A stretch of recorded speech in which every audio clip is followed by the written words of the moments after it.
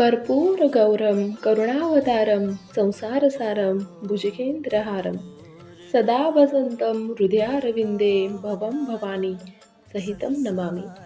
या मंत्राद्वारे शिवशंकराची स्तुती केली जाते. याचा अर्थ असा होतो, कर्पूरगौरम, कर्पूरासम गौरवर्णाचा, करुणावतारम, कारुण्याचा जो साक्षात अवतार आहे, संसारसारम, समस्त सृष्टीचे जो सार आहे, भुजगेंद्रहारम, या शब्दाचा अर्थ जो साप हाराच्या रूपात धारण करीत आहे, सदा वसंतम हृदयारविंदे भवम भवानी सहितम नमामि.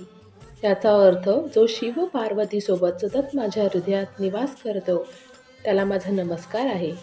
मंत्राचा पूर्ण अर्थ जो कापरासारखा गौरवर्णी आहे, कारुण्याचा अवतार आहे, जगाचे सार आहे आणि भुजंगाचा हार धारण करतात ते म्हणजे भगवान